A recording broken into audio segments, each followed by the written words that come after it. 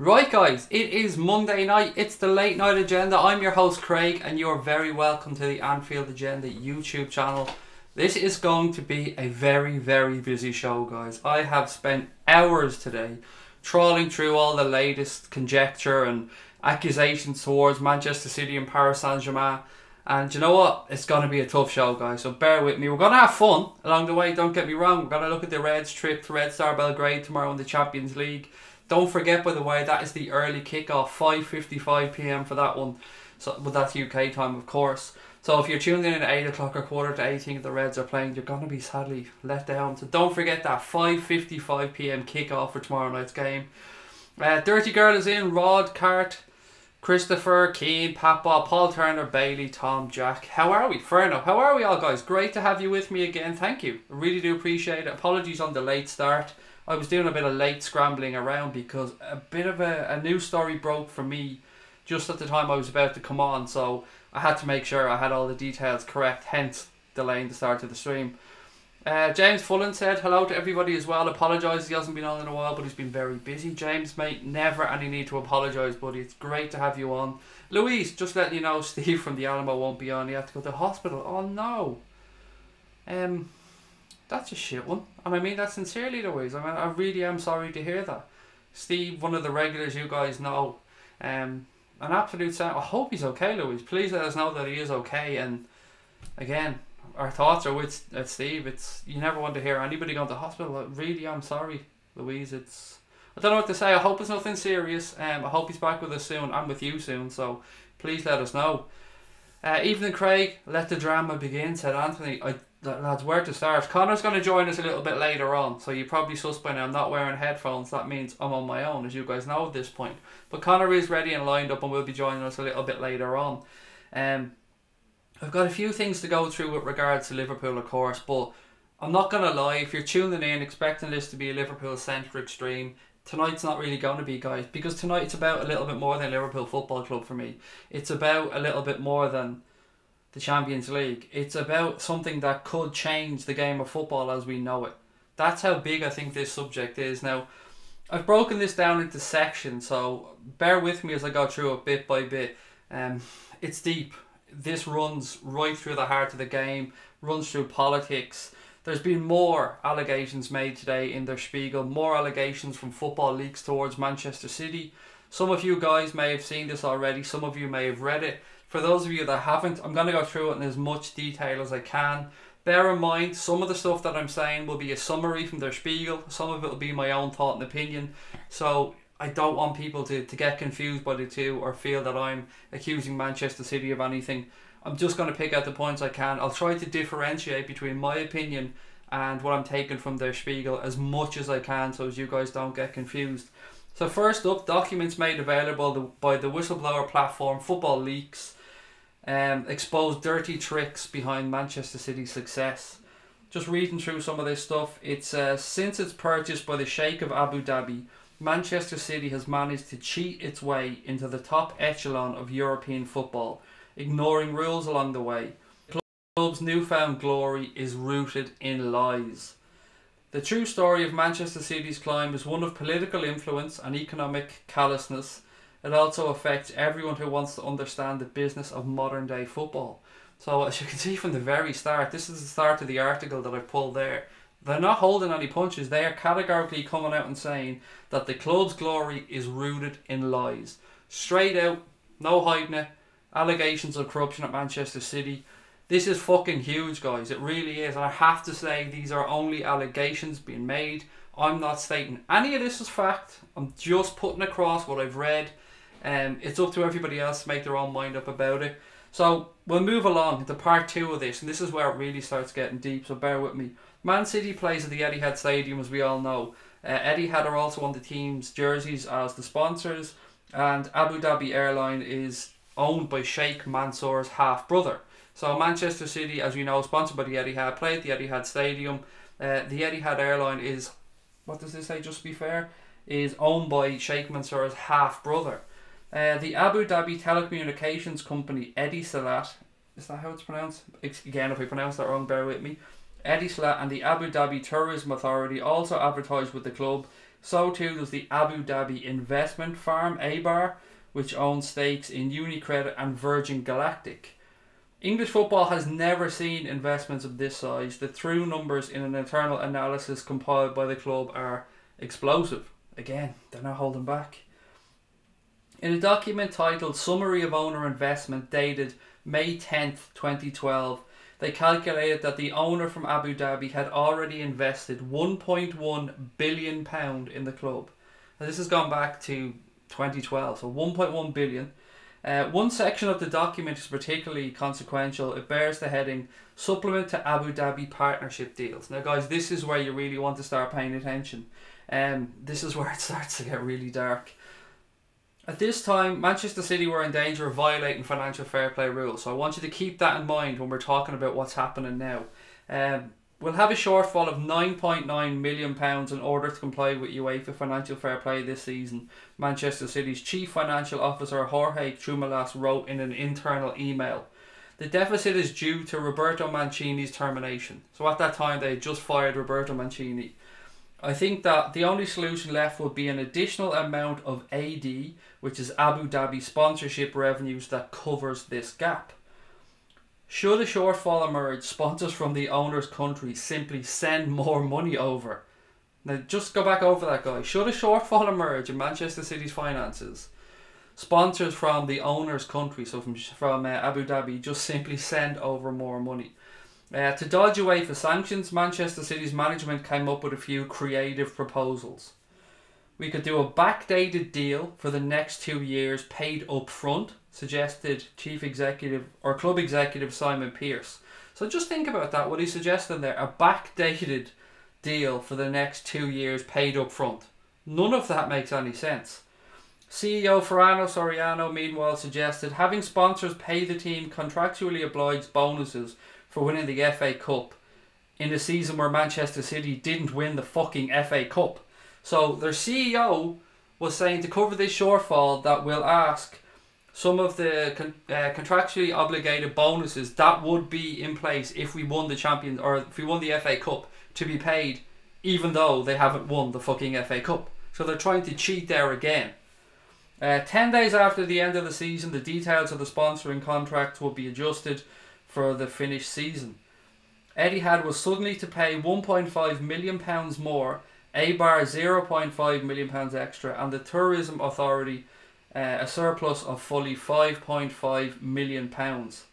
So what, that adds up to £7.5 million, and they're all supposed to act as though that the deal had been agreed at the beginning of the season. So they're basically backdating agreements here to the tune of, gone by this, £7.5 million to help try and cover this shortfall for the season. So they're basically saying that, put it this way, Liverpool agree a deal with Standard Chartered each season, let's say, for 10 million quid. Then at the end of that season, it's like Liverpool saying to Standard Chartered, well, do you know what, let's go back and you give us another 7.5 million because we're short this year, and they're reinventing history to an extent. When Simon Pearce was asked if they could change the date of payment for the sponsors from Abu Dhabi, he answered, of course we can. We can do what we want. So when he was asked by people within the club if he can get away with doing that, he said, of course we can. We can do what we want. What type of club? What type of fucking club? What type of devious bastards come out with that? Can we do that? Of course we can. We can do what we want. So just going back over that and a quick summary for everyone, just in case, you know, like me, you have to go back over these things 4 or 5 times. Basically, they're trying to adjust contracts or adjust sponsorship agreements to cover a shortfall that was 9-point-something million quid, they said, that was there from having to sack Roberto Mancini at that time. So they basically just said, let's go back and reinvent the contracts and make up that shortfall and suddenly say that this was agreed in the first place. So it's like Liverpool signing a player after the transfer window and then going back and backdating it to say that it was all signed before the window. Not a player involved in this situation, but funds. So we'll move on to the next section, guys, which I've called Manchester City Section 3. As early as April 2010, when Pearce negotiated the sponsorship deal with ABAR, he wrote a telltale email to the firm's leadership. According to the contract, the investment company was to pay £15 million annually, but apparently that isn't the full story. So the email read, as we discussed, the annual direct obligation for ABAR is £3 million. Hang on a second, let's go back a second. A minute ago, when I was reading this out, I said, according to the contract, the investment company was to pay the club £15 million annually. The email said, as we discussed, the annual direct obligation for ABAR is £3 million. The remaining £12 million requirement will come from alternative sources provided by His Highness. So let's just reiterate what they're trying to say there. Let's spell it out. They're saying that the £15 million that ABAR had agreed to sponsor Manchester City was actually only going to be £3 million by the tourism company and £12 million by source. Now, just to get this right, I want to read this. Alternative sources provided by His Highness. So obviously the Sheikh of Abu Dhabi, the owner of the club, Sheikh Mansour, was going to be providing this 12 million quid. The 12 million quid from the 15 million quid that's supposed to be sponsorship from an Abu Dhabi based tourism fund. With just a single sentence, Pearce confirmed the accusations that the club had repeatedly rejected. So they've always said that there's no financial improprieties, but with that single sentence, Pearce confirmed the accusations that the club had always rejected. Namely, that His Highness Sheikh Mansour paid a portion of the sponsorship money himself. So to skirt around these issues, we always thought that Manchester City's deals were pumped up or overpaid. And I said to you guys the other day that I'd seen that one of the deals was quoted to be 8 times the current market rate for what Manchester City should be paid for sponsorship, going against like what other clubs are getting and their value in the current market. And this was apparently researched by somebody neutral. I don't know, can't remember the exact terms of it, but here we've seen in these leaked emails on Der Spiegel. And if anybody wants to read this, just go to Der Spiegel. It's a German site. It's the same site that broke the Cristiano Ronaldo rape allegations by Catherine Mayorga. The same site. Now, as I've seen somebody put out there in the chat, from Monday to Thursday this week, there's going to be a new section on this every single day. So this is just Monday's section. So we're not even finished this. I'm only halfway through this. So if you can think, guys, that's today's section. There's 3 more days to go and we still ain't finished yet. So next up, Manchester City's financial reports were a web of lies. The team walked all over financial fair play rules. This is probably one of the biggest shocks of the whole lot, so bear with me. Etihad Airways, one of the world's largest airlines, also played along. Etihad's direct contribution remains constant at £8 million, wrote Simon Pearce in December 2013. At that time, Etihad's contractual sponsorship obligation to Manchester City was £35 million. Again, just to go back over that, in this email, Simon Pearce wrote, Etihad's direct contribution remains constant at £8 million. But yet the contract showed that Etihad were liable to pay Manchester City £35 million annually. Interesting, that one. Apparently companies like Etihad and Abu Dhabi wait for the Abu Dhabi United Group, which is UDUG, the holding company that belongs to Sheikh Mansour and which also owns Manchester City, to wire them money. So Etihad and all these other companies that are sponsored for Manchester City wait for an investment group, the Abu Dhabi United Group. Ironic that they're called the Abu Dhabi United Group, actually, isn't it? I only just thought of that now.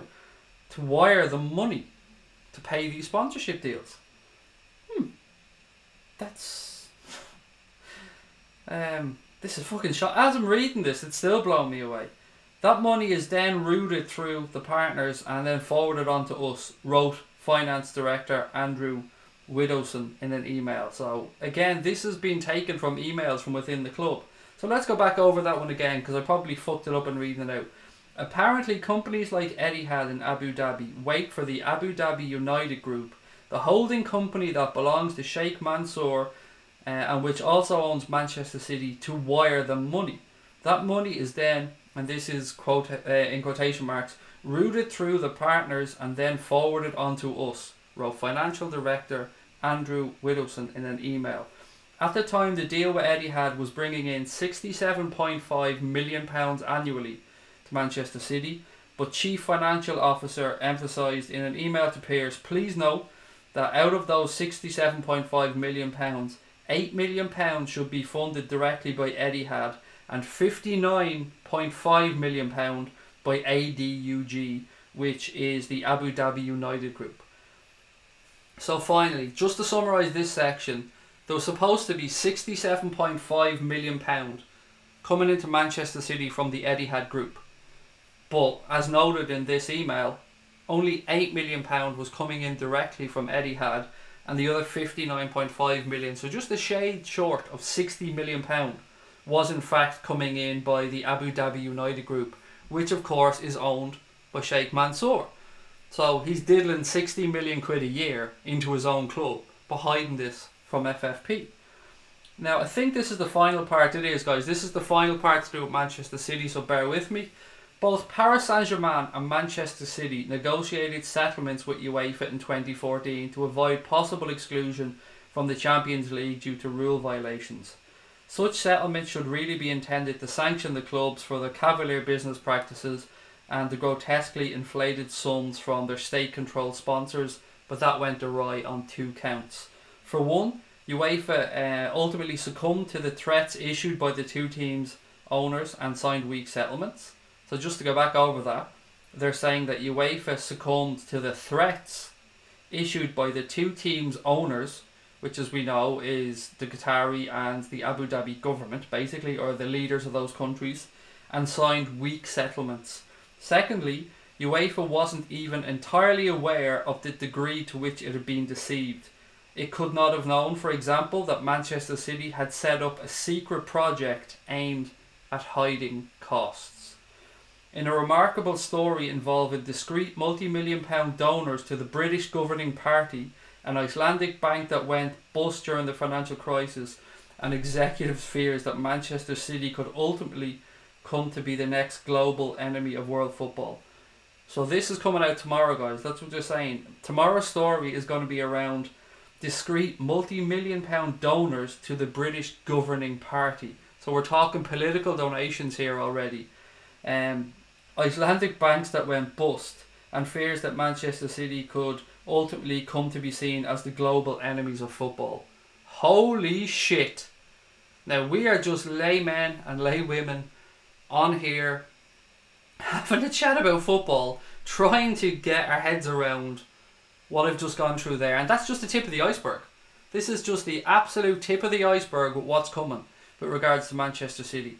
And probably Paris Saint-Germain. And I've spent all day on social media gone back and forth with people who've been telling me, Craig, do you know what, you're mad. All that's coming here is a little slap on the wrist, money will be thrown around and everything will be solved. Guys, this is much, much, much deeper. What happens with Manchester City and Paris Saint-Germain over the coming months, possibly years, will shape how football will go in the future. In my humble opinion, if any wrongdoing is proven, and it looks like there's fucking plenty of it, let's be honest here, it looks like there's a lot of it. If it's proven, FIFA or UEFA, well, it will be UEFA, but then FIFA will come in. Mostly what usually happens in these situations, in my understanding, is that they don't give a fuck until sponsors start walking away, like other things. So if sponsors start walking away, FIFA are going to have to look like they're cleaning up their act and put a bit of pressure on UEFA. What will then happen is they'll look to clean house, in my opinion, and they will be quite happy to make examples out of Paris Saint-Germain and Manchester City. Because if they don't make examples out of Paris Saint-Germain and Manchester City, then clubs like Liverpool, Manchester United, Bayern Munich, Juventus, Barcelona, possibly Real Madrid, any other European clubs with any power or pedigree, they'll be putting pressure on FIFA. They'll be putting pressure on UEFA. They'll be threatening to go and start this European Super League to walk away from them. They'll be saying to them that we have cause to walk away. The game is corrupt. You guys are doing nothing. Like, people say that everybody's just going to be happy. Everyone's going to be happy with Manchester City to get a slap on the wrist if this is proven. Don't be naive, guys. Manchester United, Liverpool, clubs like that will only be too happy to see Manchester City relegated and destroyed. Like, people think that, let's just go back, right? 13-14 as an example. Liverpool didn't win the league. People say it's because of Steven Gerrard's slip. People say it's because of how Brendan Rodgers approached the Chelsea game. People say it's because Luis Suarez was tired. We can have numerous reasons. Footballing wise, we didn't win the league. But if you talk about the financial doping that was going on at the same time with Manchester City, or if you think back to one of the most prominent memories we have of the Premier League, when Martin Tyler was screaming, Aguero! When he scored that goal against QPR to win Manchester City that league title, that cost Manchester United a league title. If there was financial doping going on during that time as well, then Manchester United were robbed of a league title. This is equivalent to Lance Armstrong taking drugs in the Tour de France. This is equivalent to a sprinter taking steroids before the Olympics. This is financial doping. So people can say that, I've actually had somebody try to put an argument up to me that said, but Manchester City haven't really outspent Manchester United. That doesn't matter. What matters is that Manchester United were spending money that they could afford to spend. Manchester United are one of the biggest, if not the biggest, footballing brand in the world. They're going to have a lot more power than Manchester City when it comes to finances. I mean, properly run. They'll have a lot more power than Liverpool. I mean, we don't like to hear that, but it's true. So for Manchester United to have been denied a league title because of cheating, basically, and it fucking kills me to say this, because why do I want to come on here and say Manchester United may have had a league title stolen from them? I don't want to say that. I'm more than happy for United to never win another league title as long as I live. But if we're talking about financial doping and we're talking about a situation where United could have been robbed, Liverpool might have had an easier title run in that year in 13-14, other teams that Manchester United beat in cup competitions, all of these teams were fighting an unfair fight. It's like a boxer going into a ring and fighting somebody who's on drugs or on steroids, somebody who's taking performance enhancing drugs. If any of these are proven, and we have to say these are all just allegations, but it looks pretty fucking damning, the game as we know it has to change. It has to. There cannot be any other way. There can't be a slap on the wrist. This is day one and I'm already blown away. Tomorrow we're talking about donations to the ruling party in the UK. So we're talking about government donations there to try and smooth things over.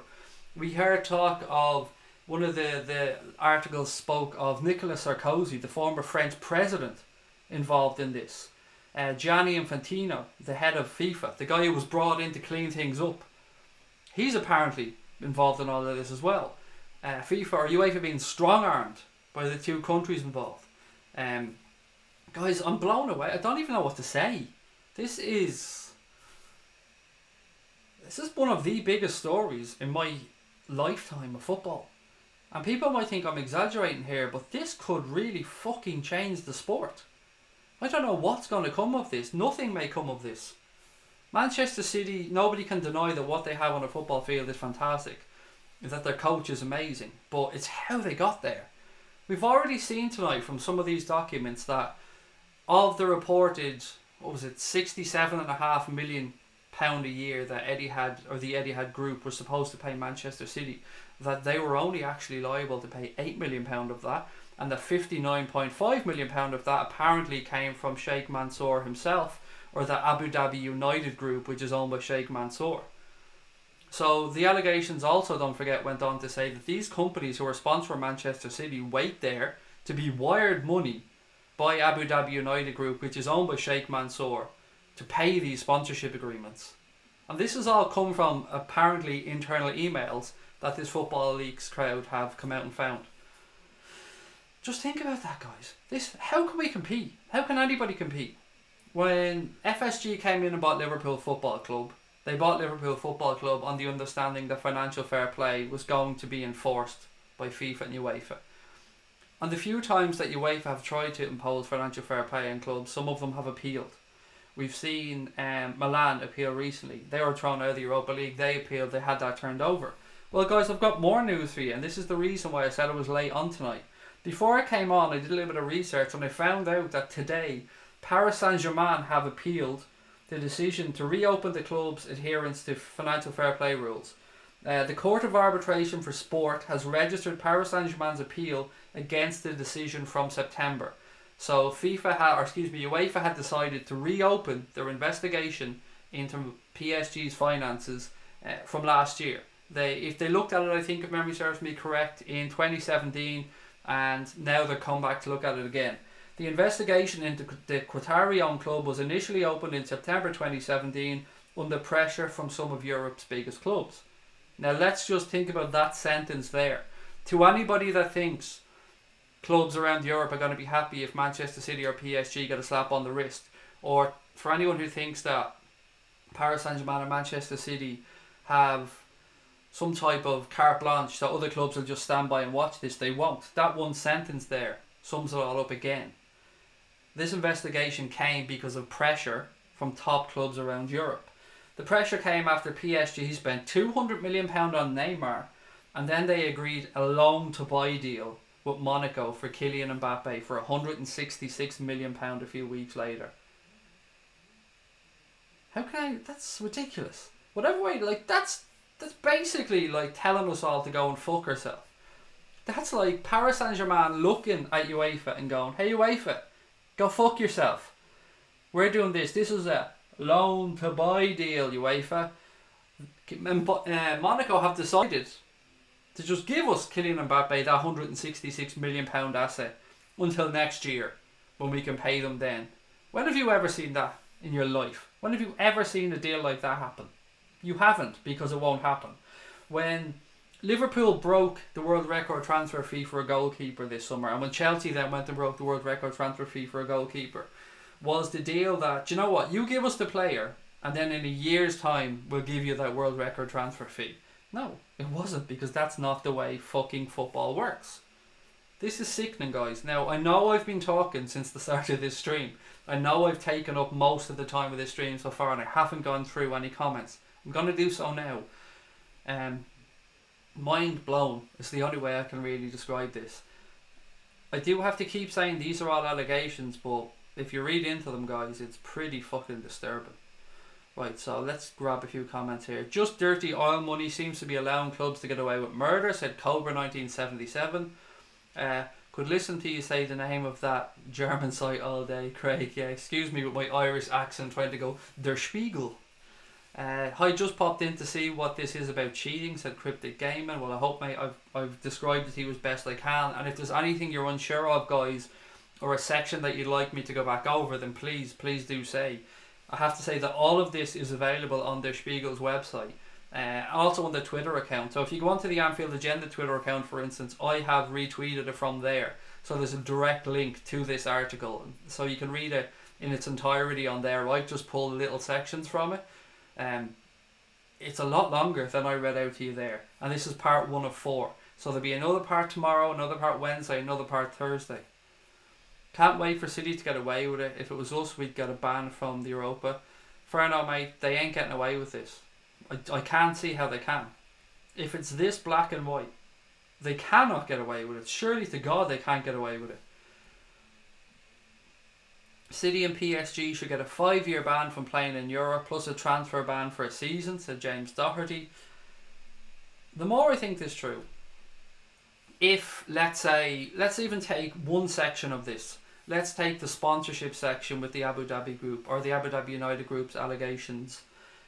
So if Etihad were supposed to pay Manchester City 67.5 million quid, but they're only actually paying them 8, and the Abu Dhabi United group are paying the other 59.5 million quid, if even that was found to be true, I would like to see Manchester City relegated. I would like to see Manchester City have their titles stripped off them, and I would like to see them banned from European competition. People say that that's most likely never going to happen, but I ask you this: in the world of football, Paris Saint-Germain and Manchester City are nobodies. They're just new money. They have no history within the sport. To the best of my knowledge, Paris Saint-Germain was founded in the 1970s. Manchester City, as we know, haven't had a history of winning European Cups or anything. The likes of Manchester United, Liverpool, Bayern Munich, Real Madrid, Ajax, these are the clubs that have European history and pedigree. These are the clubs that have weight in Europe. We often speak about Manchester United, and we often jokingly say Manchester United have the Premier League sewn up, or Manchester United have UEFA sewn up because David Gill went to work there. Well, this is one of those occasions where that could actually be a good thing, because we know that there's people that can be lent on. There's people who can be forced and put under pressure to actually make this a realistic investigation. This isn't just going to go away. This isn't just going to blow over, be swept under the carpet. These are only going to get more and more and more over the next few days. And what pisses me off rightly, and it really fucking annoys me, before I came on this stream tonight, I did a search to see who was reporting these stories. And this story today around Manchester City, before I came on, I don't know if it's changed since, but before I came on, I couldn't find it anywhere. The only other site I found this on was that 90 Minutes site and a couple of fan club sites. I couldn't see it on BBC. Again, if I missed that, apologies. I didn't see it on Sky, and I went looking for it on Sky, and I went through the entire football section, and when I googled it, I didn't really see it anywhere else. This is wrong. Why aren't they reporting this? Even if they're just allegations, why aren't they fucking reporting it? As people keep saying, if this was Liverpool, and I'll even go as far to say if this was Manchester United, people would be all over this shit. This would be everywhere. If Jose Mourinho was involved in this, if Jurgen Klopp was involved in this, if the owners of Liverpool were involved in this, or any other club, this would be all over the place. I mean, we had fucking a week of Spurs Stadium, for fuck's sake. But yet when some allegations that could rock football to its very core were made tonight, Sky seemed to think that it's appropriate, as of when I came on air, not to talk about this, not to talk about what came out today, not to talk about these allegations against Manchester City. Why is that? We all know why that is in our hearts. We can't come out and say it because our channels will be closed down or will be done for fucking liable or something. I'm just a football fan. I come on here, I'm never claiming to be an expert. I don't understand 90% of the stuff that has probably gone on here. All I can do is, to the best of my abilities, go through it, pull out what I can understand, and try and give my opinion across to you guys, and then take back what you guys have read, what you guys have seen, and hopefully learn something along the way. But as a football fan, as somebody who likes fair play, I'm disgusted. I'm absolutely disgusted by what I've read and seen today. And I'm sure any other footballing fan, I'm sure Manchester United fans, Arsenal fans, Spurs fans, Bayern Munich fans, all the football fans around the world that are looking at this and wondering how could all this happen? How could Manchester City come and spend 50 million on Raheem Sterling? How could they pay him so much wages every week? How could they go and spend £200 million on fullbacks? How could they do all of that? How could they bring in the best manager in the world and just throw money at him? How could they, when they have a stadium that's roughly the same size as Anfield? They don't have a history anywhere near ours. They shouldn't be able to attract sponsors like Manchester United should or Liverpool should, because they've had no fucking history. There's no reason for them to attract these sponsors. You only attract these sponsors, the real sponsors, after you start winning shit. And they only start winning shit after the investment came in. And the investment, as we're seeing over the past couple of days, seems to be dodgy as fuck. So all of this is amounts of financial doping. And I keep saying that phrase, financial doping, because I want that to sit with you. Because when I say doping, people understand what I'm talking about. They think of somebody there taking drugs, taking performance-enhancing drugs, or they know the story about Lance Armstrong and all that. So, well, this is the same, only with fucking money. You can't compete. It's not possible for you to compete. In a time where we've seen clubs stretched to their very means, when we've seen lower division clubs go out of business, so much is going on in the game. It has to be changed. This week started with us, well, the last 5 or 6 days started with us jokingly talking about a European Super League. There was allegations that there was 11 clubs had signed an agreement to meet later this month with regards to, I think it was 11 clubs, to starting this European Super League. And we all thought, well, that can't really happen. It would ruin football as we know it. It's a money grab. And then you see stories like this and you go, well, is this why? Maybe they're thinking about it. Is this why they're saying, well, if we can get 500 million quid a year in, then we may be able to compete? And I know before people put me up and say Manchester City were included in this European Super League. I get that. I understand that. I'm just shocked. I'm fucking shocked. Can't believe Fulham is bottom of the league, says Andre. City and PSG should be relegated. Then when promoted, start with minus 10 points. Rod said, you lost me. Anything more than $50 is too high a figure for me to calculate. I'm kind of with you on that one, Rod. I mean, I'm like you, mate. I'm looking for me wallet at the end of the week, seeing if there's 20 quid in there. This is just like finding out which drugs Lance Armstrong was taking. Everybody knew he was taking drugs. They financially doped in plain sight. Rod said political donations, that must be prohibited. I'm sure it is, Rod. I'm fucking, of course it has to be. So how many times have we heard FIFA come out and say that they want to keep politics out of football? Or how many times have we heard the Olympic Council say that politics and football, or politics and sport, should be kept separate? We keep hearing these phrases, these lovely, well-meaning fucking phrases that are supposed to reassure us all. But then we see that it goes deeper than that. Like, look at the World Cup. Look at where the next World Cup is going to be. You can make an argument for the World Cup in Russia. And you can actually say, and I think Russia did an excellent job hosting that World Cup. I really do. I thought the cities looked amazing. The stadiums looked brilliant. I tip my hat to Russia on that one. But come on, the next World Cup in Qatar? Really? Why? Why? You know why. I can keep saying, but you know why. We all know why. And do we think, honestly, that there's no political background to any of this? That there's nobody pulling strings? It's nuts. It's nuts. Even look at Michel Platini, and somebody told me stories about his son. Apparently his son has gotten some very nice employment contracts over the last few years. That's an allegation that, you know, could be just me talking out my arse with regards to the improprieties around those. But apparently it's been alleged that he's been helped along the way as well. Liverpool legend said, guys, we need to work with United to win the league. This is one of those times where I would agree. And I've said to you guys before around fans being mistreated, how sometimes as a footballer family we need to come together. And sometimes we need to just stop pointing the finger at a specific group and say, oh, they're thugs, and realise that for the greater good we need to come together. This is one of those times. We need to have a conversation with United fans, or at least, well, we can as fans, but we can't do jack shit about it. The clubs, you would hope Liverpool are sitting down with Manchester United, they're sitting down with Spurs, they're sitting down with Chelsea, they're sitting down with Arsenal, and they're all having these conversations about how they can work together to try and solve this problem that is taking the piss out of all of us. All of your money for your Sky subscriptions, all of your money for your shirts, all of your money to go over to games. Again, to see teams cheating, absolutely just cheating, blatantly cheating. If City and PSG get severe actions against them, FFP has actually worked. My worry, Stig, would be exactly what's happened with Paris Saint-Germain today. If there is any sanctions put to them, that they'll appeal it to the Court of Arbitration for Sport, and that those may be turned over on some fucking ridiculous loophole or some technicality that the clever lawyers has worked out.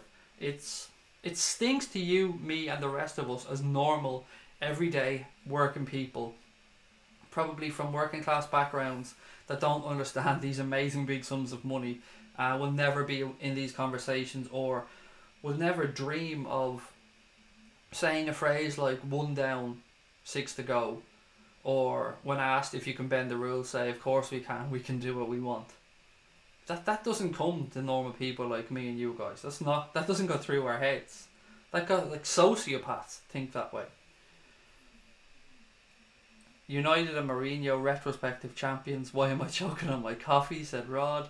City should be made an example of. If they get away with this, then there's nothing to stop other clubs doing the same, said Patbot. Of course, yeah, you're absolutely right, mate. And not just other clubs. This could go into any other sport then. This could go across anything. These people could just come and just fucking throw money in and just flood sports, ruin them, and then we're left picking up the pieces. I mean, people often say messing. What if the owner or the sheikh just got bored tomorrow and pulled the plug on Manchester City? Then that club would go bankrupt in a heartbeat. They tried to say that they were going to be self-sustaining. We heard all this nonsense from them. We tried to hear them even say that they were breaking even or making profits. We know that this all looks like it's absolute bullshit now. And people talk about Roman Abramovich and when he came in. That's a little bit different. If I remember correctly, and I'm trying to think back, I don't think FFP had come into play then. But even in fairness to Chelsea, they were flooded with money. They absolutely were. but they went about steadying their ship. They went about becoming a financially equitable club, and the way that they do their business with younger players, we might not like the way they do it, but they turn an awful lot of money around by loaning out these players to clubs in Europe and then selling them on, whether they don't want them back or not, just to make a few quid. Chelsea have calmed down a lot. Manchester City seem to be just taking the fucking piss. Gianni Infantino is more corrupt than Sepp Blatter. He's a total money whore and it's common knowledge, said Brian Morrissey. Rod said, let all clubs from a new league called the First Division and exclude Manchester City. Damo said, in fairness, it was worth every penny of Sheikh Mansour's money to see Aguero snatch the league title in injury time from the smug Manchester United's grasp. Oh, you always make me smile, Damo. Even in these serious situations where I'm fuming inside, you make me smile, buddy. If that's true, it's nice to know that Liverpool didn't take the money. I think, was it DIC it was that was interested in Liverpool, Dubai Investment Capital? As far as I know, that went bust, to the best of my knowledge, Mr. RJC. Somebody may Google that or something, but I'm fairly sure that that went bust. I'm playing catch up with the stream before I have to run, but you can count on it. There was a deal with Qatar to get the World Cup, wink wink nod nod. There you go. I mean, people are thinking along the same way, because we're not fucking idiots. You can pull the wool over our eyes to a certain extent. You can get away with stuff through clever accounting or clever legal loopholes, but we aren't fucking idiots. Like, well, we are pretty much, actually. We are. We're lay people, but we know our sport. FFP came about just before they sacked Martinez, said Stig Blom Anderson. Reese Humphrey says, nope, that's not. He should have said that's Cobra. James Doherty said, I think in Italy, Juve got titles taken away for match fixing. They did. They got relegated as well, mate. Paul said, so City get handed the Commonwealth Games Stadium and Liverpool have to pay for Anfield upgrades. Yeah, 100 odd million, which could strengthen our squad. That's another way of looking at this as well, Paul, that we haven't even thought about that angle, and you're entirely right, mate. They got handed a free fucking stadium as well. Now, they're not the only ones. West Ham have got a similar cushy deal as well, but you're right. When Spurs are borrowing 600 million to finance their stadium, when Arsenal borrowed a shit ton of money to build the Emirates, when Liverpool have just spent 130 or something, or 140 million pound to build the new main stand, and they're looking to do other stuff around Anfield, and then you see Manchester City getting handed a stadium and then cheating the fuck out of the rest of us. Like, it's disgusting. Manchester City fans, I've yet to see one on the stream tonight. I'm sure I'm going to get dogs abuse in the comments below, but you know what, Manchester City fans, I'd love to know how they're feeling right now. I've no doubt that you're going to get the brash fuckers that'll come on and say, we don't give a fuck, we're Manchester City, la la la. But deep down, there's some good Manchester City fans out there. There's some Manchester City fans that were with the club in the second division, that were with the club when they were selling out Main Road, when they were going back up through the divisions. There are some good, decent Manchester City fans out there. They seem to be in the minority these days, but I'd love to know how they're feeling. Imagine this was Liverpool, guys, and imagine these accusations are coming out against our club, how we'd be feeling right now. We may have had league titles, we may have had glory, but all of it would go against the principles of socialism and the principles that most Liverpool people hold dear. Craig, there was also huge breaches in financial conduct relating to the stadium sponsorship. Eddie had apparently the right sold for 10 times higher than any other before FFP was invoked. So there you go, Evan saying that as well. I spoke earlier on, Evan, about somebody saying that another one of the contracts were 8 times the current market value that Manchester City should have been paid for their position in world football at that time. This is madness. And if there's anything I've missed, guys, that you guys have picked up, please do put it into the chat. Connor's going to be coming on the next couple of minutes, actually. I'm just waiting for a message from him. So he'll be joining us as well on this. DIC was headed up by Amanda Staveley, said Brian Morrissey, the girl that was trying to buy Newcastle from those lads this year. Craig, they're saying City will not face any action due to the emails were obtained illegally. See that again there, Neil, and this is my fear in this as well. That if they get away with it on a technicality like that, when it's fucking clear what they've done, then that's disgusting. Now, if they were obtained illegally, that's one thing. But that doesn't stop UEFA or FIFA from going back in with forensic accountants and going through all of Manchester City's accounts again and chasing all of this money and going through all of the Sheikh's accounts and going through all of the sub accounts and all of the accounts that are apparently funding Etihad and doing all that stuff. That doesn't stop them from doing that and investigating it again. All that stops them from doing is being able to use what was possibly obtained illegally in prosecuting Manchester City. That's all that does. There'll still be avenues open. The football world are still going to want justice here. Other clubs aren't going to let this go. I'm not corrupt, but will consider offers over 250 grand, says Rod. I'm a bit cheaper than Rod. I'll go 200 grand. Make Man City play a full season in a red kit. Still too good for them, mate. True City fans are probably disgraced, said Liverpool legend. Phantom Cross says, yeah, but that would never happen because we're not City. The inflatable bananas in the old second division, they were true fans, said Paul. Evan said, Craig, this was one of the readers' comments on the Telegraph article. Other clubs need to get over that Manchester City are the best club in Europe. What do you say to that, Evan? Other clubs need to get over it. The other clubs just need to get over it. Sure, all them people training for the Olympics doesn't matter because somebody else is out there taking drugs, getting ready to rob you of it. Now, even as we've seen stories before about athletes who have been found doping or had their medals stripped, and the second place athlete was promoted to the gold medal. Do you think that's how the second place athlete wanted to win an Olympic gold medal? They didn't get the chance to stand on top of that podium and hear the national anthem. They didn't get a chance to look over at their family in tears at their accomplishments. They didn't get a chance to actually live that dream that they've trained their entire life for because some cheating prick took it away from them. But this is similar, but in a footballing perspective. I'm just going to jump on, guys, and make sure that Connor's with us, so bear with me. Connor, are you there? Okay, Connor will be on in 1 sec, guys. I'm just waiting for him to jump on. Hello? I just heard it might be the club is going for Dembele in Barcelona for 135.5 million. That's not going to happen. There's no way Liverpool are paying 135 million pound for Dembele.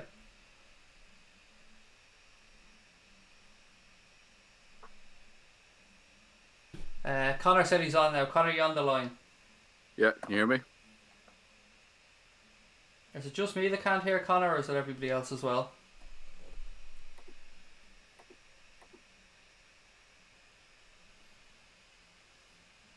Can other people hear Connor? Because I can't hear him. Bear with me 1 sec. Okay, I'm going to just try one thing, guys, because I can't hear Connor. I think the people are hearing me. But you're not. I can bitch and moan about Craig now, he'll never know.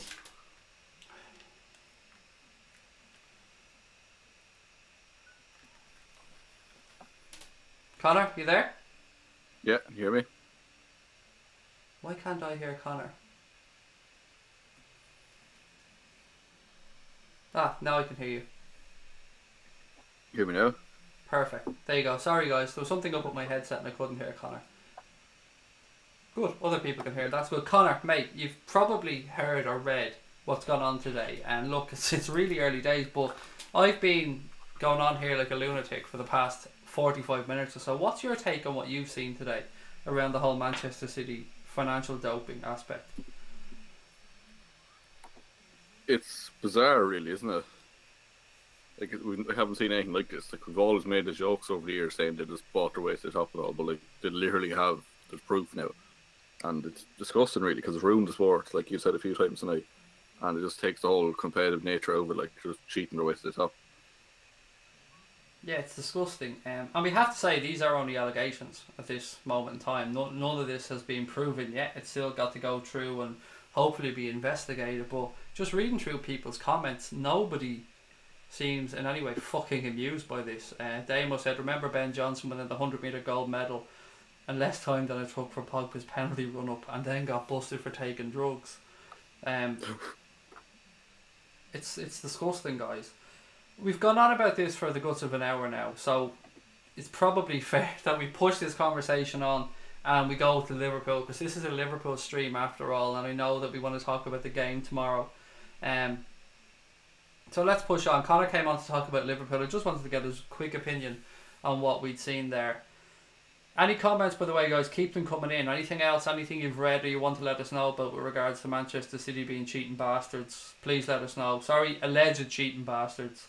I have to keep throwing that word in occasionally just so we don't get fucked off YouTube, because heaven forbid YouTube withheld our money. Oh, hang on, actually. They don't fucking give us any.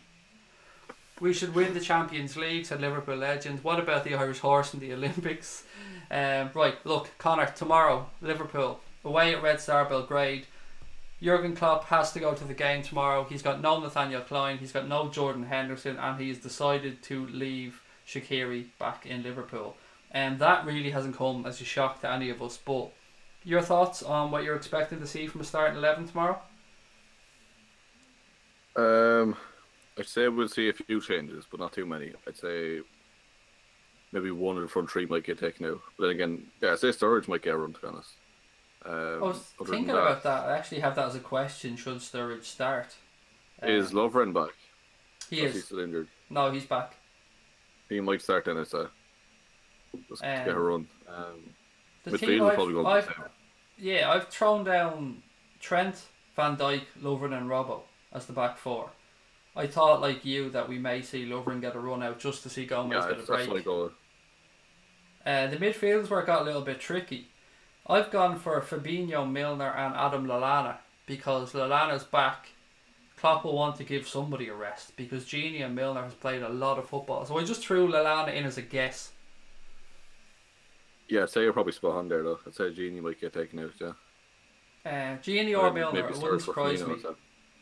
That was the big question that I wanted to put to people, guys. What would you do tomorrow if you were Jurgen Klopp with Roberto Firmino? We know he hasn't been in his best form.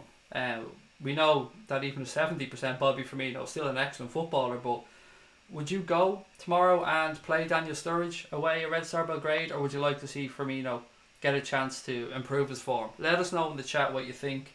A few more questions, Connor. Would you gamble perhaps with Albi tomorrow? Would you give him a shout at left back, or is that just fucking away with the fairy stuff? I'd say we could. I don't see they need to, but I don't think he'd make much of a difference, to be honest. I think we should be going there and winning comfortably enough anyway. And to be fair, like, they're not going to be doing too much attacking, so maybe he might be good there to give us just that extra body up the field. I'm wondering what way they are going to set up, because we've seen Napoli go there and draw, so they beat us at home, Napoli, so you know Napoli are a decent side, so for them to go there and draw, we probably should be a bit more respectful in the way we look at this game, perhaps. I mean, I know some people, comments I've been reading today, expect us to go over there and win 3 or 4-0 very easily. We should on paper, but you know, football isn't played on paper.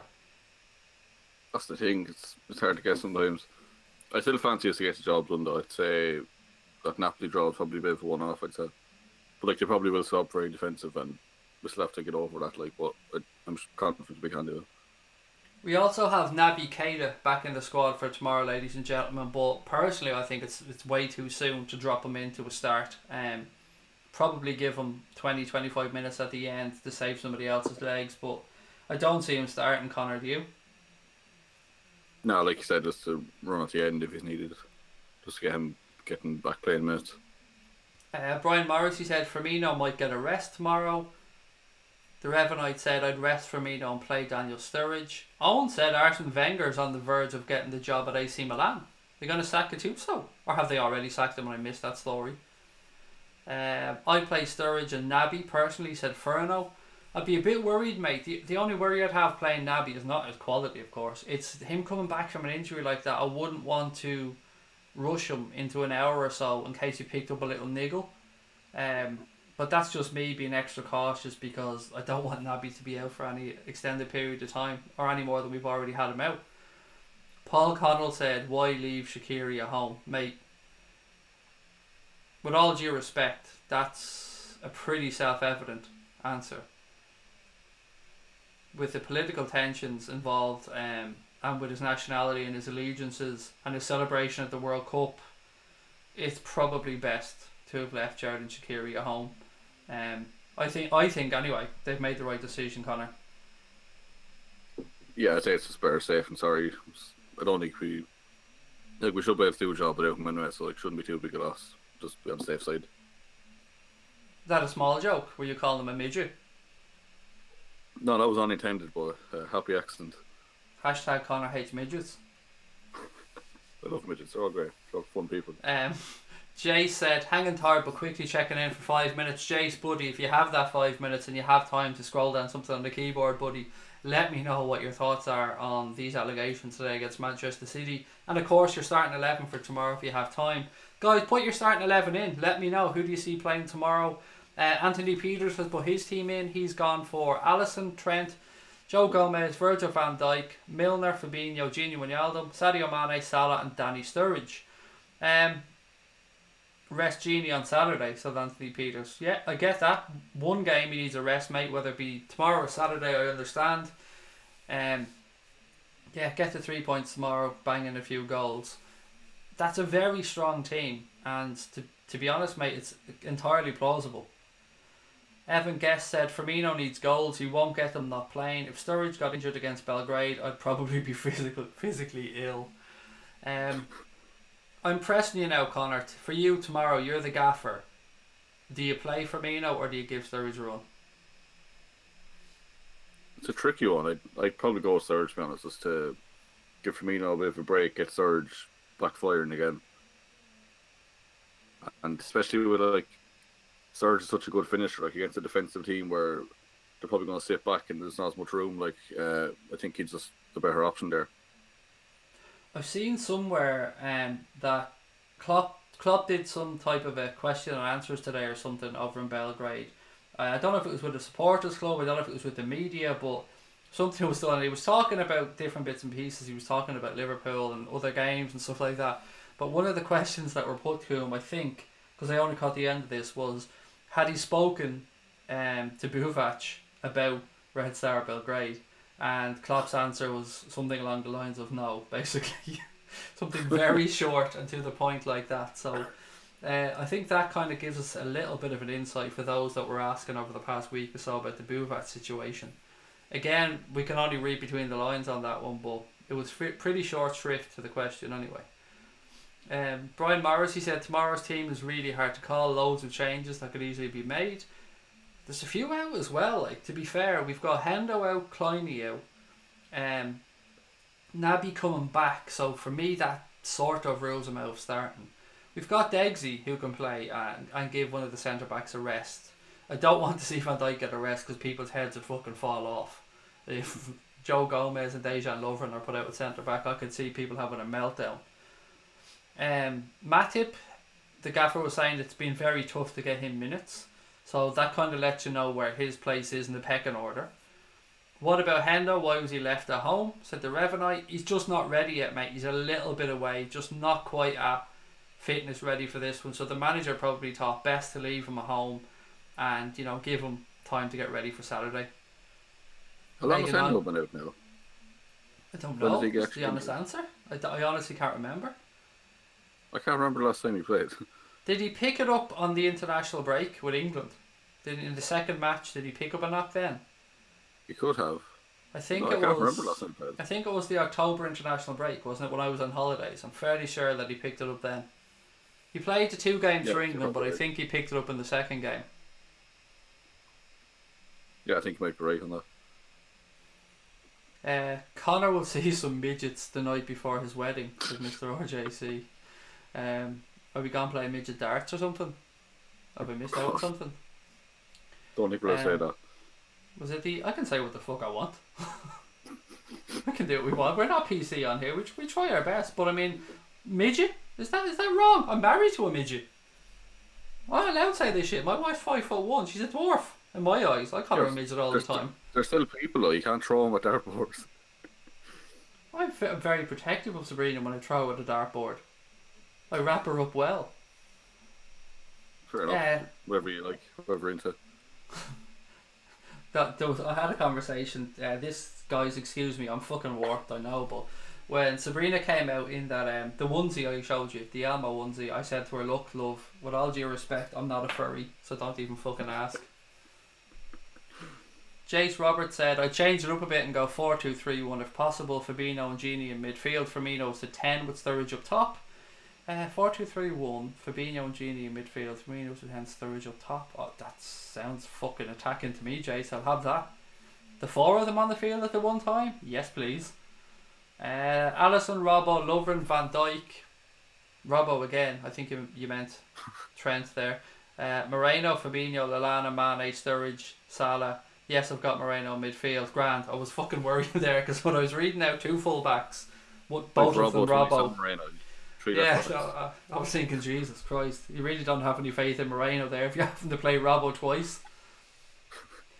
The Revenite has gone for Trent, Lovren, Van Dijk, Robbo, Fabinho, Milner, Lallana, Salah, Mane, Sturridge. Most people going for roughly the same teams, I think. I suppose that's because we're limited, I suppose, in choices at the minute the manager can put out there. Jay said, "The City stuff is absolutely crazy. Not enough space on here to leave my proper views." That's the thing, isn't it, Jace? I mean, you can't, when you're having a conversation with somebody on social media, you can't get it all out. Even tonight on here, and I had a platform for 45 minutes to speak my views and read some of the stuff, and I'm still processing. I still can't get it all out. I still don't understand so much of it. 180 for Craig then, said Mr. RJC. Klopp got a standing ovation after his press conference. You'd make a good messiah. I know, I followed a few. I mean, if Klopp was the leader of a cult, I'd be joining. I'm just putting that out there. I think we all would. Oh, we would, yeah. We definitely would. Gareth Phillips said, "Oh my God, I'm now a United fan. I so want them to beat City." That's going to be an interesting game. There's going to be some fucking banter flying back and forth at that one. I'd imagine the United fans will have a few banners and a few signs made for this one. It's it's going to be interesting. Let's get relegated for it again. I'm really interested to see how this goes. I think this could shape football and the future of football going forward. I mean, there's going to be solicitors in the UK and Europe rubbing their fucking hands together now, throwing £50 notes up in the air, knowing how much money they're going to make out of this, because I see a lot of legal battles going on over this. And whatever happens, I just hope that the answer to it isn't a loophole or an incorrect legal argument or some creative accounting. I just want the truth to come out, as I'm sure most football fans do. And if that truth is that Manchester City have done nothing wrong, then they don't deserve to be punished. If the truth is that they have acted the way it's been alleged that they have, then they need to have the full extent of the authorities thrown at them, and they need to be fucked out of the league, and they need to have all the titles stripped away from them, and anything else that's open to the authorities, but only if it's clearly proven that they've done what they've been alleged to have done. We already have cult followers. It's called Liverpool, said Rod. Yeah, but like, you don't have to pay a membership fee from most cults to join them, and you're actually able to go to other cults' meetings, whereas it's impossible to get tickets to a Liverpool meeting. Ferno said, "First time ever and last time ever I want United to win a game. I might actually get excited when they score." Is it just me thinking that? I'm refusing, mate, to think about my feelings for that game. I don't even know if I'll watch it, because I don't want to feel what I might feel during that game. So I may just sit there and look at, the score app and see how it's going. Cameron asks, will Klein ever get game time? Connor, you're a pretty big Nathaniel Klein fan, if I remember correctly. Well, you are for this conversation. So Connor, as the spokesman for the Nathaniel Klein Supporters Club, do you feel that he'll get a lot of game time, or do you think that his time at Liverpool might be up? Nah, I'd say he's done, to be honest. It's mad, actually, because he was one of our most consistent players when he was in the team, and then he had that bit of an injury, and now he's just completely down the pecking order. He's probably third now right back, which is insane. Very good fullback. I mean, apart from looking like the 70s pimp, I don't see any issues with Nathaniel Klein whatsoever. He is a very, very good fullback. That whole back injury thing, though, just confused so many of us, didn't it? Because the lack of information that was coming out at the time around his back injury was It was astounding, Very to be dodgy, honest. yeah. It was, and There's a lot of rumours at the time. it led to some very probably unfair rumours about him, which, you know, if untrue, is not what you want to be reading. Damo said, "That's me, eyes closing. Good night, all you beautiful Reds." Damo going to sleep now. Think dreaming about Sheikh Mansour, aren't you, Damo? Tell the truth. You and Sheikh Mansour skipping down the road, hand in hand. Like his money over the shoulder. Yeah, but nothing going wrong. Nothing going wrong. No financial improprieties there whatsoever. I want United and Everton to win at the weekend, said Christopher. I bet you nearly fucking choked writing that, mate. I bet you that was one of the worst sentences you've ever wrote on social media. Seb Cole was linked with Bladder doing backhanders. Oh man, look, don't even get me started on what I've heard about the Olympics as well. That's a whole other conversation, but it's so sad that money has corrupted so many things that we all love in this world. I mean, the league in general is just being taken away from us. But now, with the thoughts that even though we're having to pay through the nose to go to games, watch football, buy shirts, the teams that we're paying it for and the teams that we're supporting aren't even getting a fair crack of the whip. That's mad. And if, Connor, imagine that you're FSG or you're who else has done really well? Daniel Levy or somebody like that, the Spurs chairman, and you've worked your ass off trying to be creative about bringing in new sponsors and trying to, you know, wine and dine potential sponsors to bring them in and trying to get the best, and even tapping up your contacts with regards to FSG for American sponsorship. And you buy the club and you're trying your best to compete. You're putting up with abuse from fans who say that they want you to open up your checkbook and they want you to invest your own money in the club. They want us to compete with Manchester City, and if they're spending £50 million on fullbacks, we should be spending £50 million on fullbacks. And you've gone through this whole FSG out campaign. You've seen people putting banners up. You've seen the hatred on social media. You've seen, if you're John W. Henry, you've seen your wife abused on social media for putting up a post that has nothing to do with Liverpool Football Club. And then you hear this. You hear that one of the clubs that has stopped you, the club you own, from possibly being the success that you've wanted or ending that title drought like they did with the Boston Red Sox when they broke the curse of the Bambino. That may be one of the reasons that stopped you from succeeding, because these are competitive fucking people. Don't think otherwise. John W. Henry's a winner. Daniel Levy's a winner. They're in these positions that they're in life because they're ruthless bastards and they're winners. So for people to think that John W. Henry or the Glazers or anybody like that are just going to sit back and go, slap on the wrist to be fine. I mean, come on, Connor. Surely people can see that that's not going to be the case. Yeah, they're going to be fuming over this, aren't they? They're going to be pushing for every single thing they can now to get them kicked out of competitions and banned and transfer bans and fines and everything. Yeah, you have to feel it, anyway.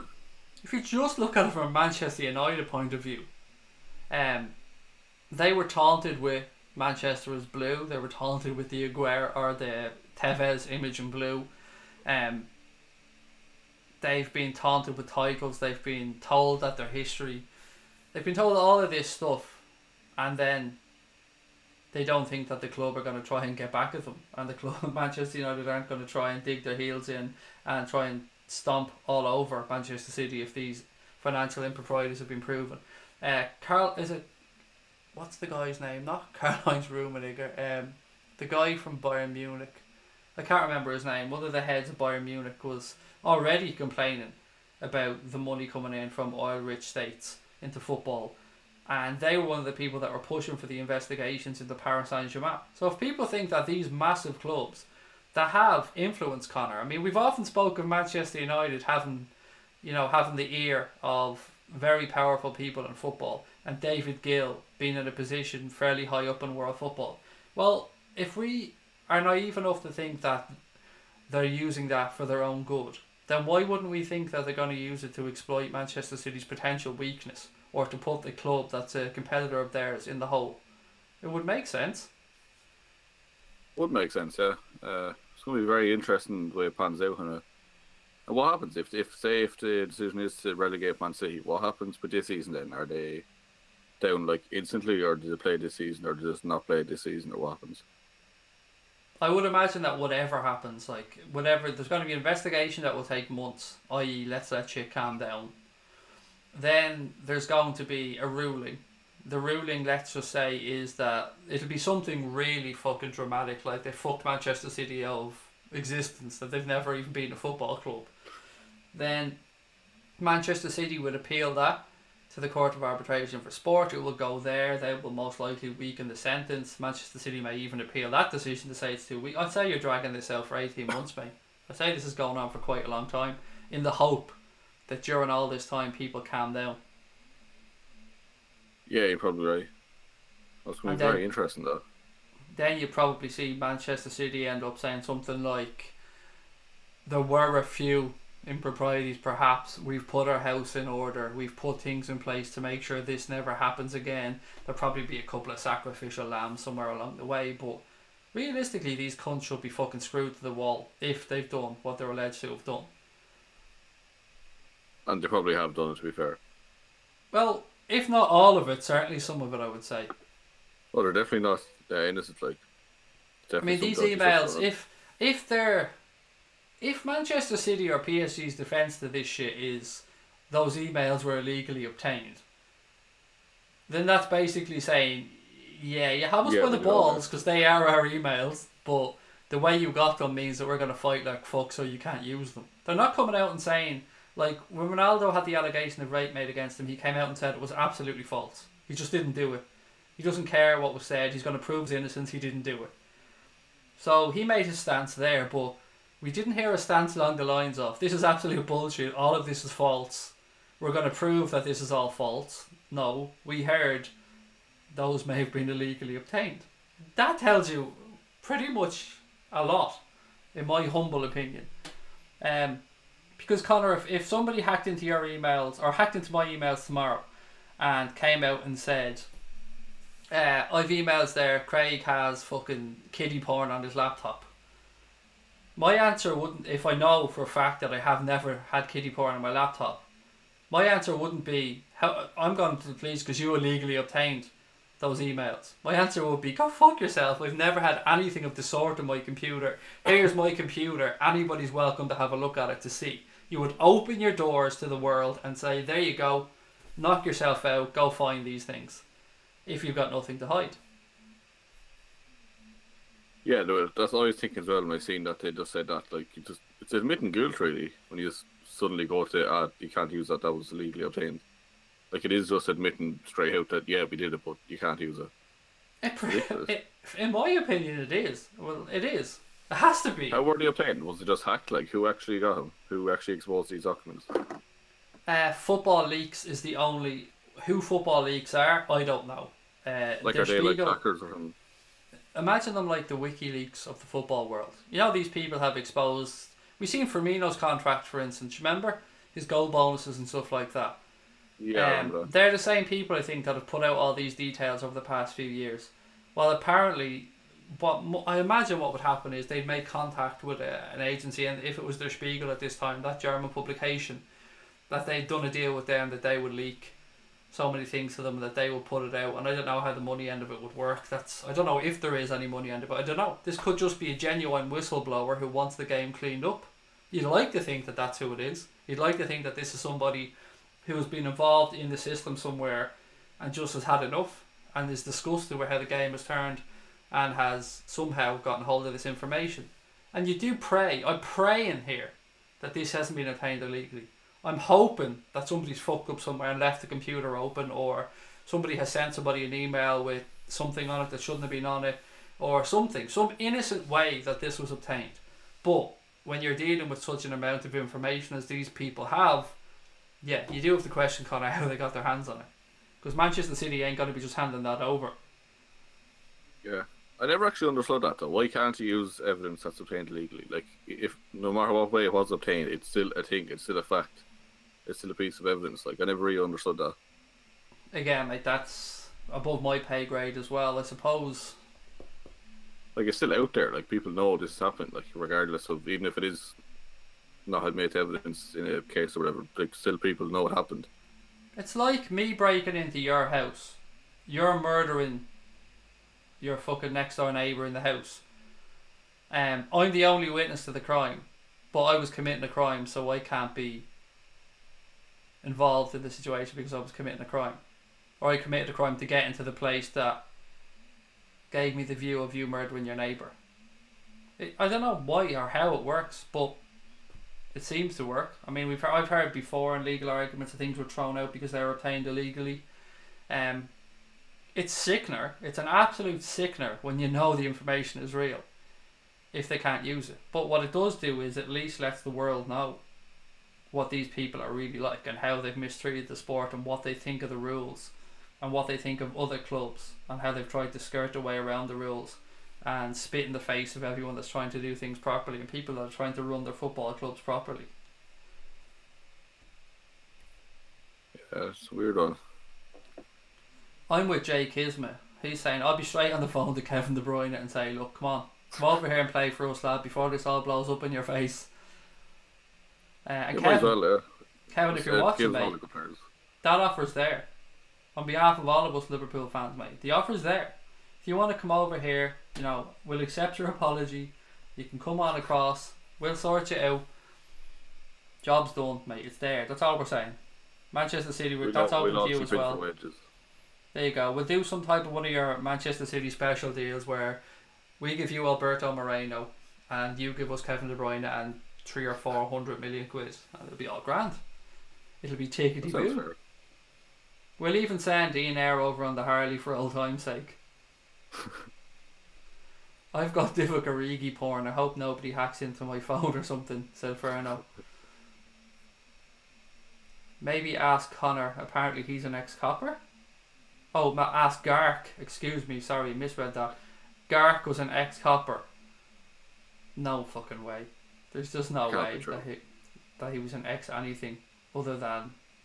Wasn't him trying to stop like a robbery or something? Like, most the unintimidating man ever. He was, the only thing he's an ex is Girl Scout or Brownie.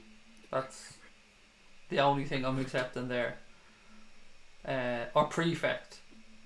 I'd have that one. He was definitely a little grass in school, definitely. Hallmacher. He was definitely grassing on DT when DT was round the corner having a crafty fag. Definitely. Gark's a busy, no way is that true. I'm hanging him more, said Paul. Oh, there's a rumour just to get people to hate him even more.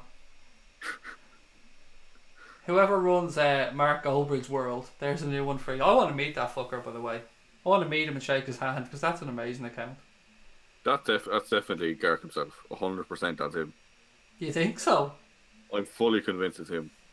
See, my estimation of him would go up. And the fact he gets the videos out so much, so he gets them out so quickly, like he just has the files there anyway. Like, see, my estimation of him would go up if that was him doing it to himself or for himself. I think he's secretly a genius. I think he's an absolute genius, really. He's just kind of playing his character, like. Well, to some degree, and I've said this all along, you have to credit him for what he's built. I mean, he's bringing in an income, I'm sure, from this. He's got Twitter on strings at times. He's got football YouTube on strings at times. He knows what he's doing. I mean, I might think he's a fucking arsehole, but you know, the man has built something there. So yeah, you've got to give him that one. Yeah, kills me to say it, but yeah, you have to give him that credit. Like, he has built something that maybe funding these holidays to Mallorca where he's been threatened on the beach by people selling fruit with knives. And that's not even allegedly, that's him saying that. Fuck. You'd smell the shite from here if that was true. Honest to God. Right, Connor, have you seen the Mo Salah statue? The last thing we need to chat about tonight, guys. The fucking state of that, oh my God. On a day where I've seen someone say it looks like, you know, Mara from Home Alone. I did see that picture put up on social media, yeah. Somebody described it to me as Marrow and Flaney after being on crack for 10 years. It's the most weird looking thing. On a day where if you're Mo Salah and you wanted a day for something to be buried in bad news, like, or you wanted something to come out to hide it, that would be it. Now look, I'm sure this statue, I know this statue was made with the best of intentions to celebrate Mohamed Salah, but you're after going full on Cristiano Ronaldo with that statue. Like, that is, they just can't get him right. No, like, they seem to not be able to. Some said it's Leo Sayer make it on. Yeah, there. That's a good show. It's Do you remember the Oh, Ronaldo one? I do. It looked like the yolk from Art Attack, the head from Art Attack. Actually, but like what worried me most about that is they actually went and in inverted commas fixed it, and it looked like worse. They actually changed it again, like, but it looks even worse again. Like they're just not good at this. Like whoever's making them. Yeah, I mean, how hard can it be in this day and age to take a mold of somebody or something and get it right? I mean, Just hire someone who actually able to do them. They're probably people just make them first time. Like get the Paddy Power lads that made the big statue of Van Dyke. Yeah, they did it. Like can't be that hard. They gave that away, didn't they? Or they auctioned it or something. They did something with that. I think something there, the auction or something. Imagine having that in your back garden, like looking out over the house. What do you mean, imagine? It's out in my garden now. Who do you think the fucking idiots that bought it was? Looking out the window, looking at it. What do you think the big shadow across my room was? Yeah, some people think you see like the oak in Brazil on the top of the hill. That statue. Like I basically have that on the top of the mound in my garden. Except it's Virgil van Dijk. I make my kids go out and pray to it every morning before they go to school. No bother finding your house. Just drive down the main street in Gorey. You just see the big head popping up over everything. Just go towards that. Yeah, it's not just that though. I have like spotlights all around it in a circle shining up onto it. You just order food there. What's the address? Don't hurry, you'll see it. Don't hurry. Yeah, that's it. It's 1 Van Dyke Road, Van Dyke Street, Virgildom. Paul said it makes Wacko Jackos look like the thinker. Paul Tolkien has joined us. How are you, sir? Great to have you with us. It's good to end tonight's stream with a bit of fun, guys, because we need to laugh at times like this when we're all being fucked over by Manchester City, allegedly.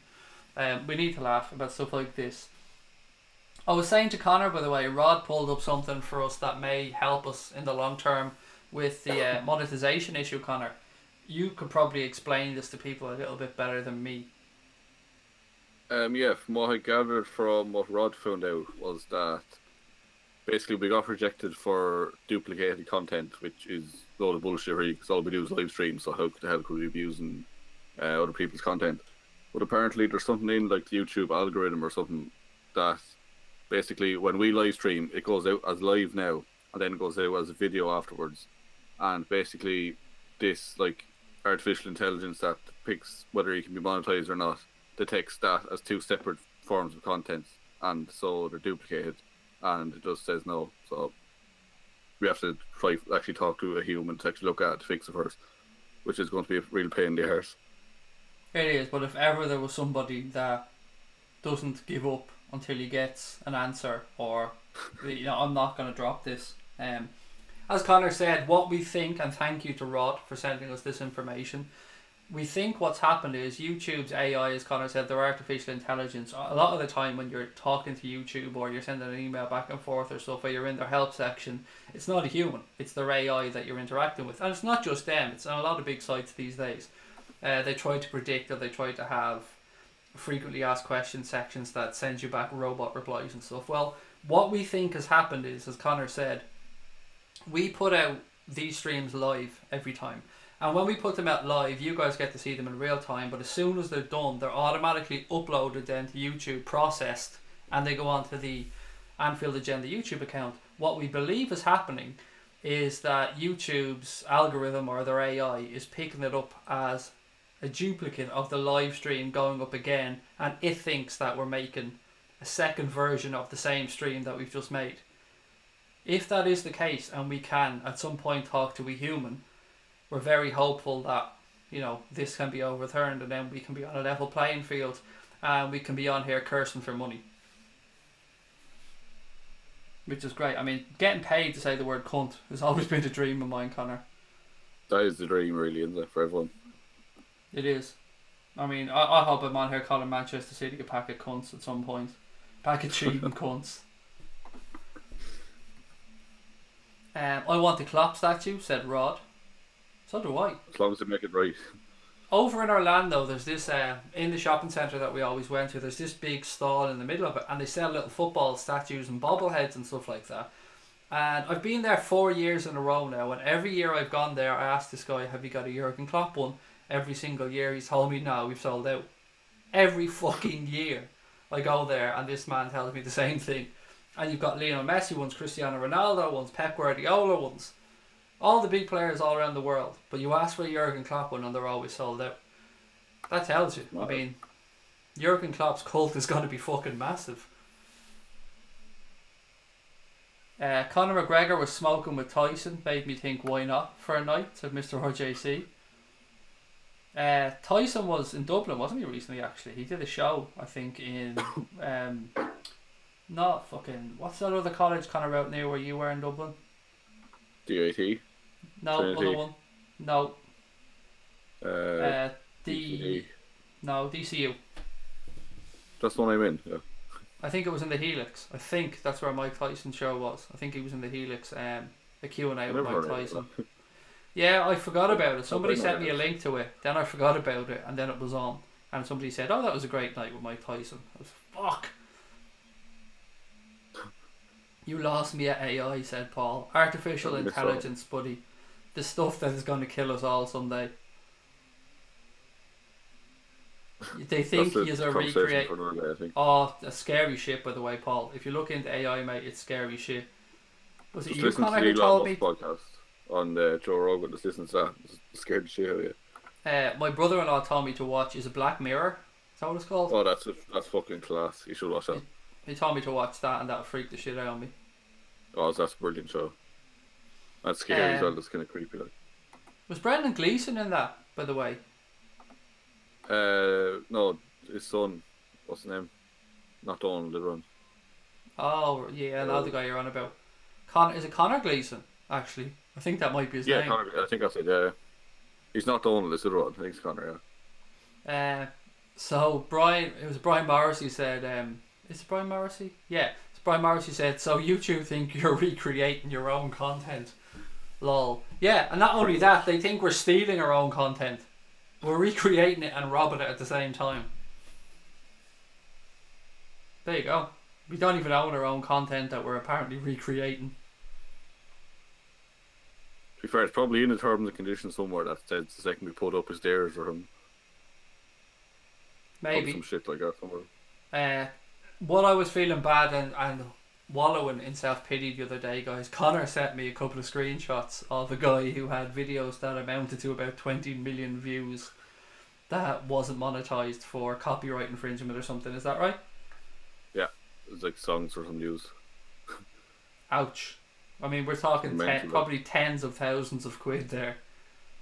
Yeah, I think it's something like anywhere between $1 and $4 or $5 per 1,000 views. So like, whatever that is, divide 20 million by 1,000 to multiply by like 3 or 4. That's ridiculous. I would be apoplectic if that was me. I would be fucking on my knees, uploading videos of me begging YouTube for the money. Has the club ever been stripped of their titles? Yes, Ferno. Juventus. It was done in Italy. Maybe other places. Yeah, but they were stripped of their league titles. The relegated, so I think, weren't they?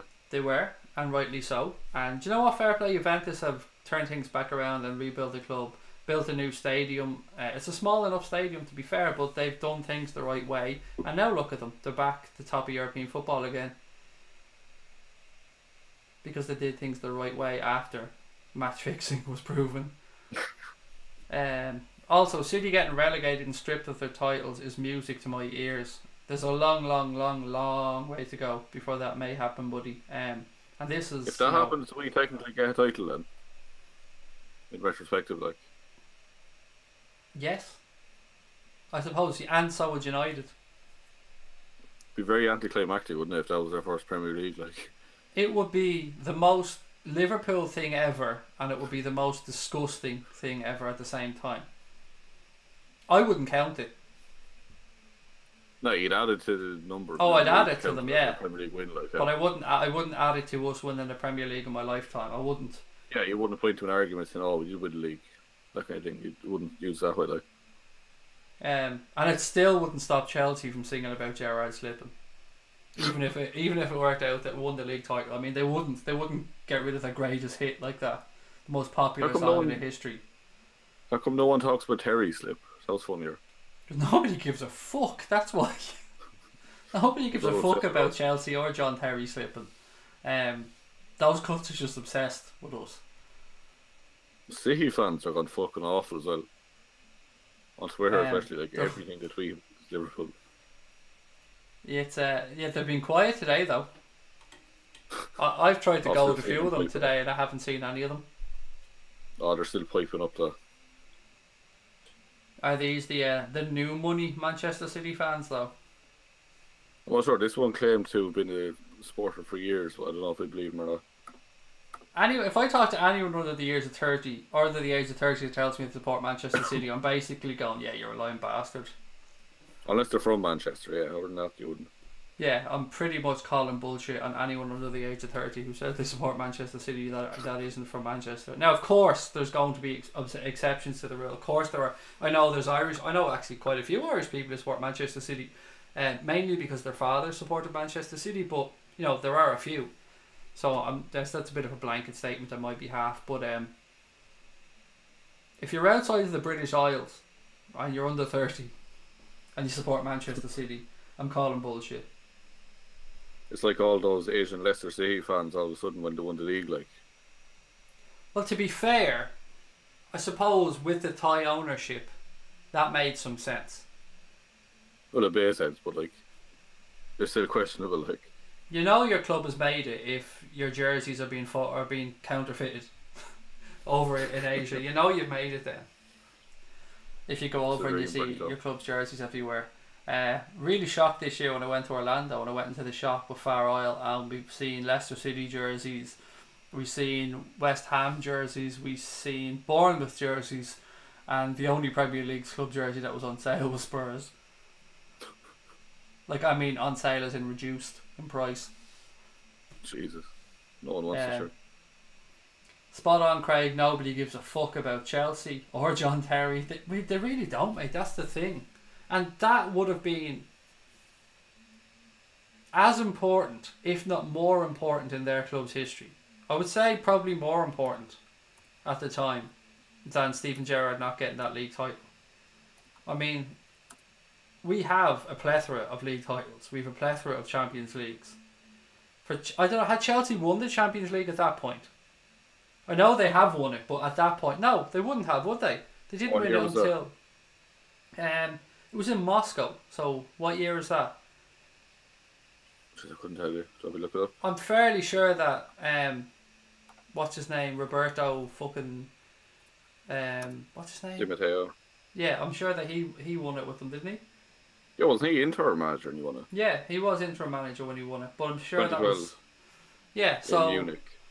So Moscow, what year was Moscow? The other one, the one United one was in Moscow. Oh, sorry, yeah.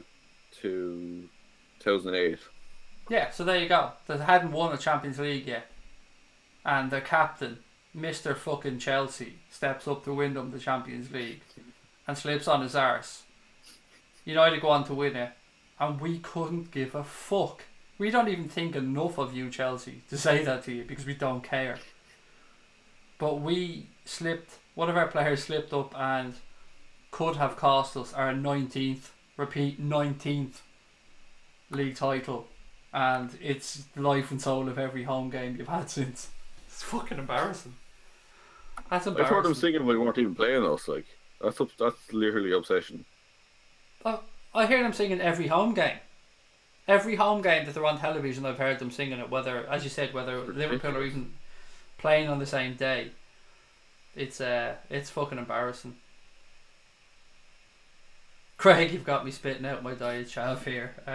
It's true though, like the biggest fucking moment in the history of their club, and they're trying to say that there's a rivalry between us, and no Liverpool fan gives a fuck enough to ever mention it to them. Like, Connor didn't even know here. We're having a conversation having to double check that. If this was the other way around, they would know every fucking second of that. We would know what second of the day it happened, yeah. Oh, absolutely. It would be like when fucking Kennedy was shot. Everybody would know where they were. Like, every Chelsea fan would know where they were. It's madness. Absolutely madness. I've seen somebody hold up a sign actually a while back when Frank Lampard went back with Derby County to Chelsea that said you're not a legend here. You're not a legend because you went and played for Manchester City. I mean, you have to get them petrodollars, folks. to finish up his career. But come on, that's fucking disgusting. You're not a legend. The man was immense. Probably the best ever player, like. Absolutely immense. Himself, John Terry and Mourinho, probably the three biggest things that ever happened to that football club, apart from Abramovich. I mean, from a footballing perspective. And two of them, I'm not sure about Terry, but the other two have been disrespected massively in recent times. Plastic fan base, as somebody said there, exactly. Absolute bunch of classless cunts. God, this has been a great stream. I've got to slag off everybody. I've even thrown DT in when he wasn't even on it. What's your take on Paul Scholes? So the whole like argument, Gerrard, Lampard, and Scholes. What do you think of Paul Scholes? He's like, bottom of the three. Like I always see it as Gerrard and Lampard are in around the same level, but they're fucking miles out of Scholes. I don't get the arguments at all. Like it's between Gerrard and Lampard. Scholes doesn't come near. Yeah, the conversation around Gerrard and Lampard is a tough one because Lampard was more of a goal scorer midfielder. But what I'd say about Frank Lampard is, and I suppose this is probably the biggest compliment I could give to him, is like I say about Cristiano Ronaldo, I think Frank Lampard got every ounce out of his career that he possibly could. I think he worked his ass off, trained his ass off, lived the lifestyle, and did everything he could to play at the highest level he could for as long as he could, and had a fantastic career. And I've nothing bad to say about Frank Lampard whatsoever. I'm not a fucking vicious cunt like Chelsea fans would be about Steven Gerrard. I respect Frank Lampard. I think he's been an excellent footballer. If there's one little slag as a joke, I'd say he scored more deflected goals than anybody I've ever seen in my life, but that's just me poking fun. He was a fantastic footballer. I would definitely put both of those ahead of Paul Scholes, but at the same time Paul Scholes was a very, very good footballer who couldn't tackle. But he was an amazing footballer. He really was. He was very, very, very, very good. It's not the same level, though, I don't think. I don't think so either. But United fans may say differently, and that is, of course, their opinion. They watch Paul Scholes. What blows my mind is Paul Scholes or Pierre Crouch has more assists than Paul Scholes in the Premier League. That is nuts. That is bizarre. Like. Paul Scholes or Roy Keane would be, for me, a tougher conversation of who's a better player. I would say Roy Keane, but I could be biased because I'm Irish. Yeah, I'd say Keane though. I don't remember much of Keane, to be honest, but yeah, I'd say Keane's better. I'd probably say Keane as well because I'd be afraid I'd ever come across him here in Ireland. He'd kick fuck out of me. That man's skill. There's very few people in this world that could just make me shit my pants by looking at me, but he probably is one of them, to be fair. He's fucking frightening, isn't he? Oh, he's fucking crazy. It's just the eyes, I think, isn't it? Just that stare, like what he said to Alfie Inga Haaland is exactly what I would have wanted to say to somebody if I was going to fucking take that, you cunt. That's exactly like what you would expect a fucking nut job to say to somebody before they fucking ruin their career. Accuse me of cheating, take that, you cunt. Scholes runs back 5 yards, passes, repeat. Overrated, said James Doherty. Chelsea fans sing about Gerrard because he turned them down. I actually forgot that. I forgot to include that part of it in their hatred towards him. Not that I forgot he nearly signed for Chelsea, of course I didn't, and I won't forget that some Liverpool fans burnt his fucking shirt, which wasn't right either. But at the end of the day, Steven Gerrard did some soul searching and he realised that one title or one trophy at Liverpool would mean more to him and his family in the long term than winning one anywhere else. And I could have just said Chelsea there, but I really do mean anywhere else. What else we got? That leave as well as Gark then, Craig, for what? Scholes and more in the conversation because United just want to be involved in everything, just like the bully at school that wants attention. Possibly. Keane's a bouncer in Cork. Keane was a beast and he said it as it was with the prawn sandwiches. He also said it as it was for Ireland, mate. I'm probably one of the very few people that was on his side in that argument over the whole Mick McCarthy, the argument inside Pan thing. Most people backed the manager on that one, but I have to say I was with Roy Keane. I was with Roy Keane because Roy Keane wanted better for the players. He wanted the players to be sitting in first class on these long haul flights and not the FAI bigwigs and their families while the players sat back and coach. He wanted better training facilities for the players. He expected better. He expected footballs to be there for training when they showed up. I probably would have done similar if I was Roy Keane. I'd have lost my fucking mind. And people have to remember at the time Roy Keane was at Manchester United, where it was the height of professionalism. Everything, every possible thing that they needed was there. All the best facilities in the game at the time. So he was coming from that to the FAI, which, you know, for anybody who might look at the English FA and thinks it's on a similar level, it isn't. It just really isn't. Like, the FAI are they're a special group, the FAI, let's just put it that way. It's kind of similar with the Mo Salah thing. Didn't he complain about the standards of what the Egypt players were getting recently? Yeah, it's kind of like the Irish FA may have been similar in that they had they were dragged into being more professional over time because we became a little bit more successful as a footballing country. Emphasis on little there. Well, sure. What was the World Cup we weren't in? Was it South Africa? We weren't in South Africa, were we? No, 2002 was the last time we were in. And I've never seen the World Cup. I don't remember actually. We went on we sent a couple of lads over on a jolly up to view the stadiums and have a look around and report back to the FAI and how things are being run. There you go. Après Match does the best, by the way, if anyone ever wants to Google that. Après Match is brilliant. Anyway, I feel like we're moving on here. Imagine misplacing the pass with Keane on your team, you'd rip your head off. There was a story actually I heard Jason McAteer say. He was doing one of the Liverpool shows. It was McAteer, Fowler and McManaman. It was one of the 5 times events actually, which I recommend if anybody has a chance to go to. They're really good. Some of the stories are hilarious. So Jason McAteer was saying that he was in the Giant Stadium in New York. Ireland were about to play Italy in the World Cup. Famous game that Ireland actually won 1-0 thanks to a Ray Houghton goal.